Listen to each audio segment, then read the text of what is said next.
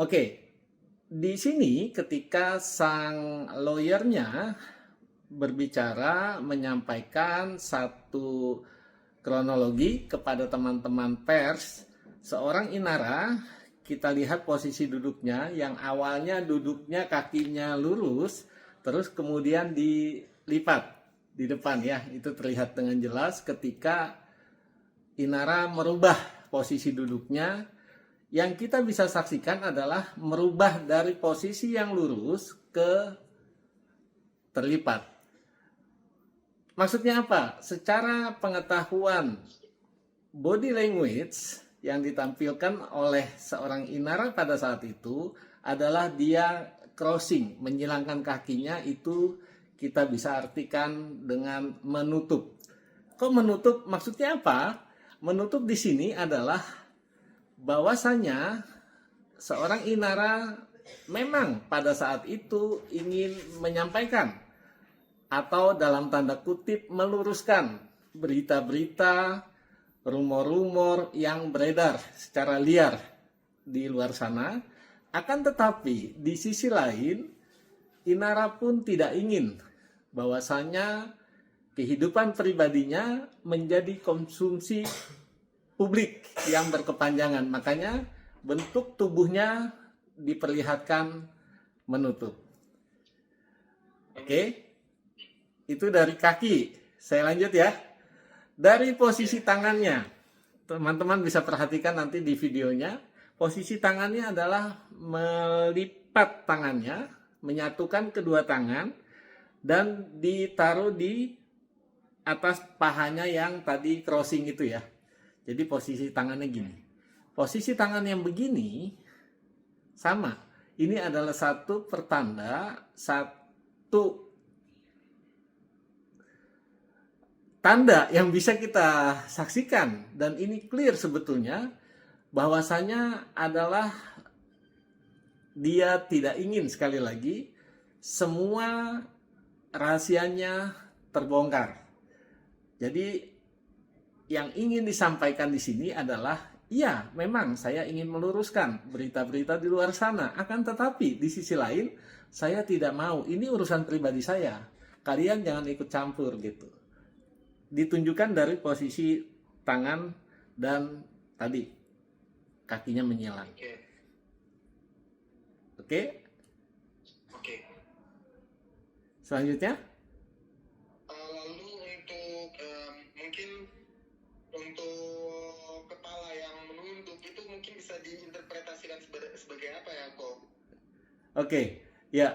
Kalau kita perhatikan, ini menarik sekali ya. Jadi kepala yang menunduk, dan ini konsisten. Kita lihat dari awal Inara menyimak dengan baik penyampaian dari sang lawyer dengan posisi tubuh yang tadi kita sudah sampaikan di awal, dan kepala yang konsisten lebih banyak menunduk. Di sini kita bisa lihat bahwasanya memang gestur tubuh yang ditampilkan seorang Inara pada saat itu betul sebagai satu bentuk penyesalan. Ya, jadi betul-betul dalam dirinya mengakui bahwa apa yang dilakukan, apa yang diperbuat itu adalah merupakan satu kesalahan.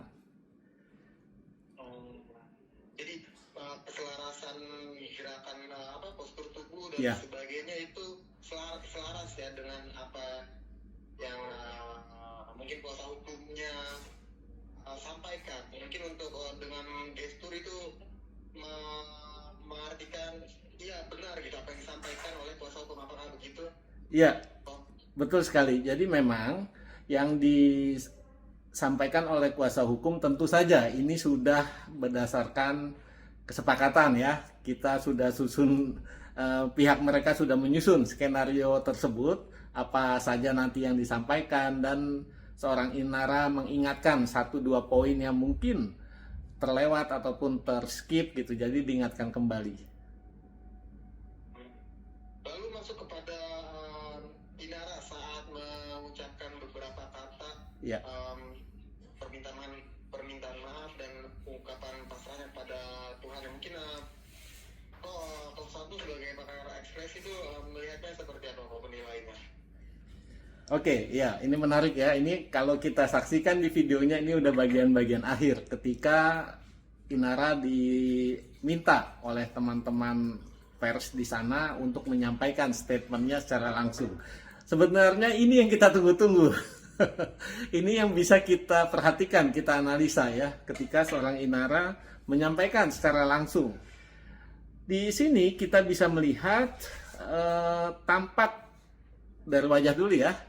Tampak garis halus di atas alis sini, ada kerutan sedikit halus di sini, dan tampak juga dari matanya yang sembab. Dan kita bisa simpulkan di sana, ini akibat terlalu banyak menangis.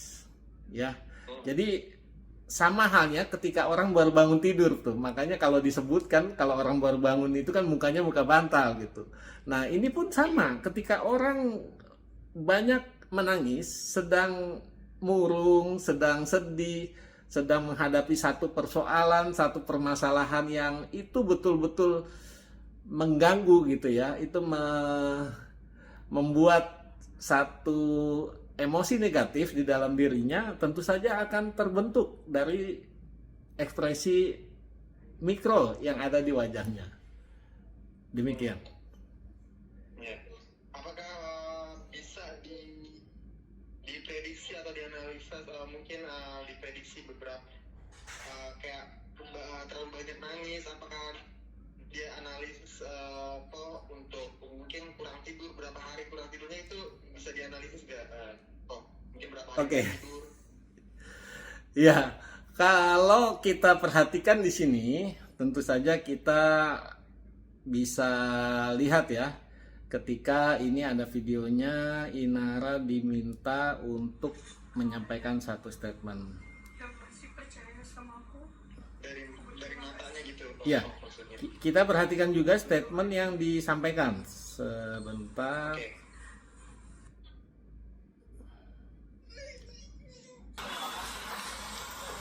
Oke, kita lanjut ya. Ketika sesinya seorang Inara menyampaikan statementnya. Iya. Diawali oleh salam sebagai seorang muslim, menyampaikan Assalamualaikum warahmatullahi wabarakatuh.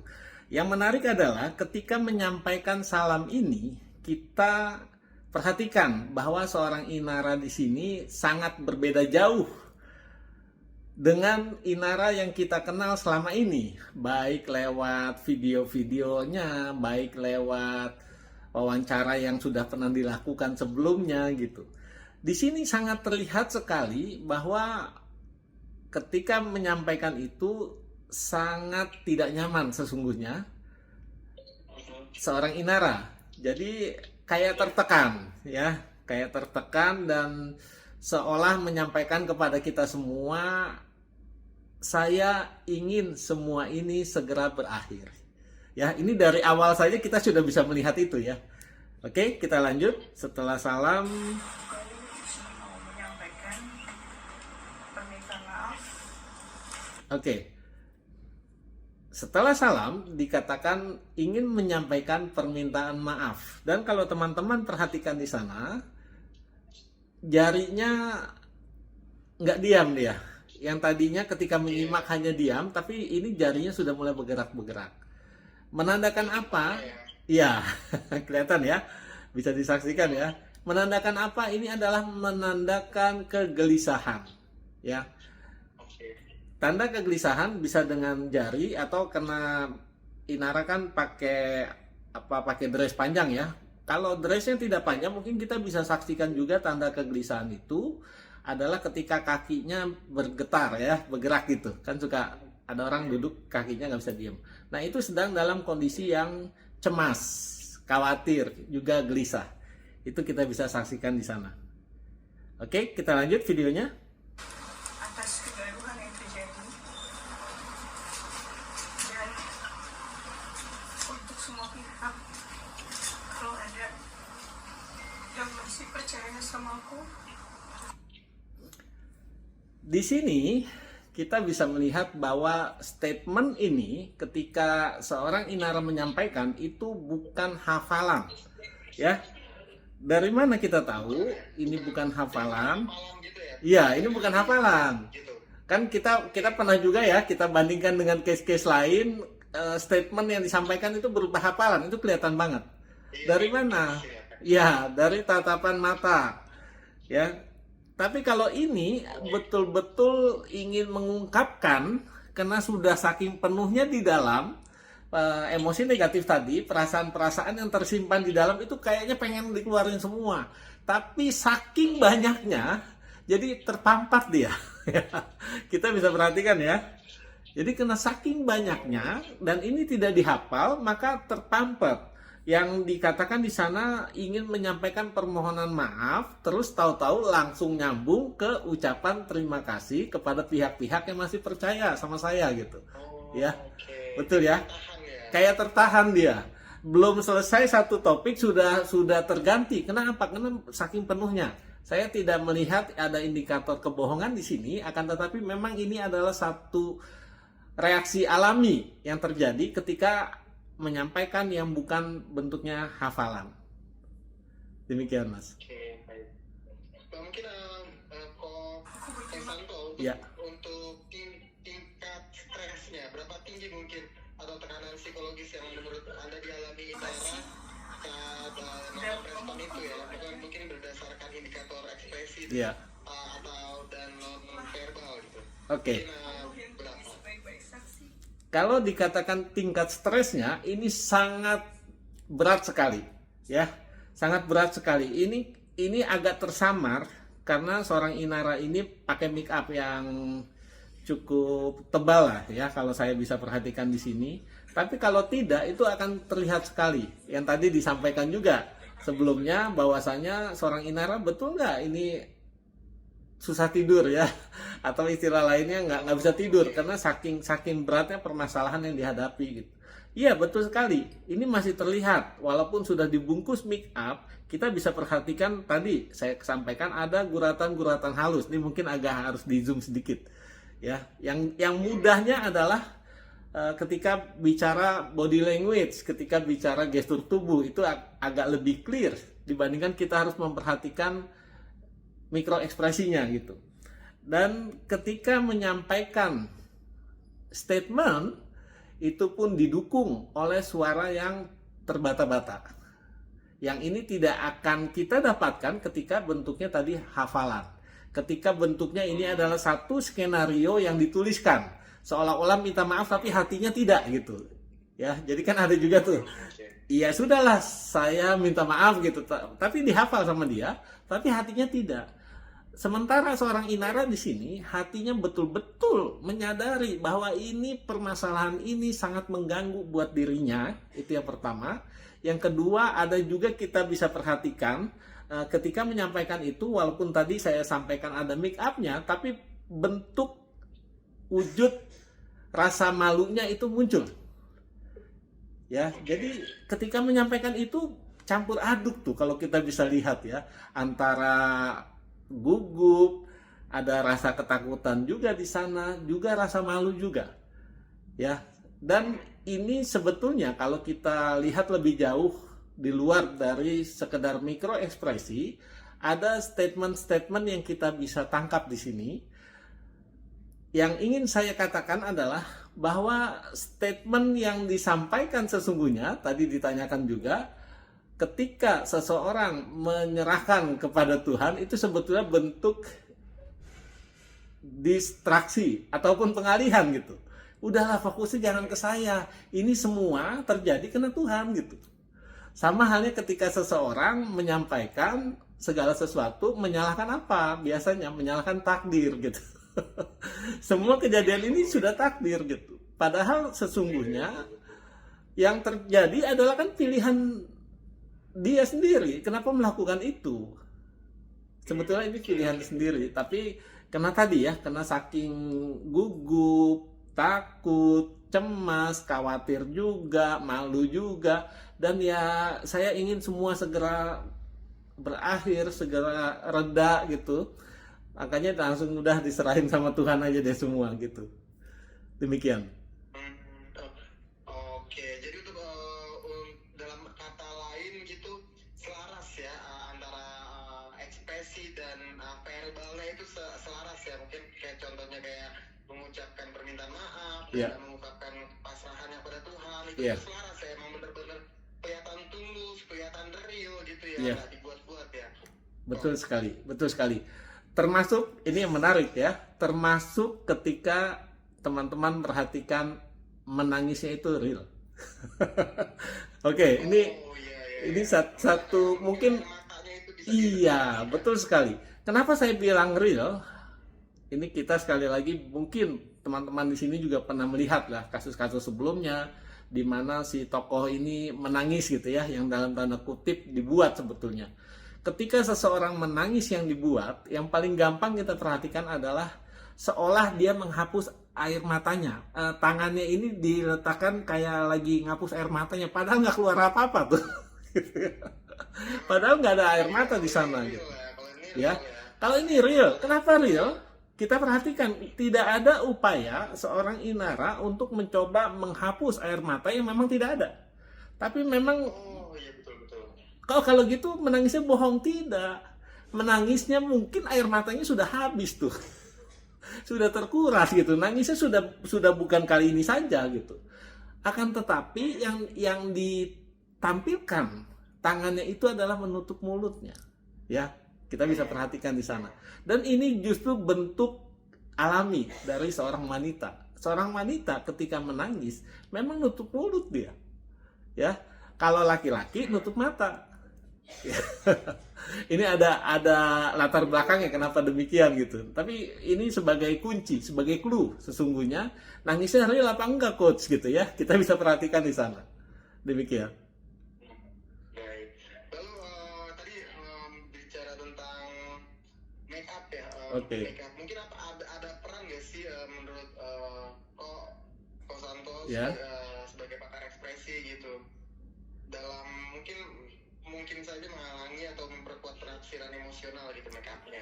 Ya, kalau make up di sini itu lebih untuk mengaburkan tadi kelopak mata yang sembab gitu ya. Itu mencoba mengaburkan ke sana. Ya, juga mungkin tadi disampaikan mukanya agak pucat karena kurang tidur, kurang istirahat. Itu makanya make upnya dibuat temanya itu agak merona ya kalau kita perhatikan itu sesungguhnya untuk mengaburkan itu gitu. Akan tetapi make up tidak bisa menutup mikro ekspresi sebetulnya. Ya, disampaikan juga ada yang tanya juga pada saat itu, coach ketika misalkan Inara yang ini masih dulu, maksudnya dulu adalah ketika beliau masih mengenakan cadar, gimana masih tetap bisa dibaca mikro ekspresinya? Tentu bisa. Karena kalau ini ketutup, ya kalau cadar kan segini ya, tapi kan ini di sekitaran mata masih bisa kita saksikan. Nah, di situ juga kita masih bisa lihat. Ditambah, dilengkapi dengan tadi, dengan body gesture, dengan cara duduk, dengan posisi tangan gitu ya, dengan posisi kakinya, itu juga kita bisa lihat ke sana.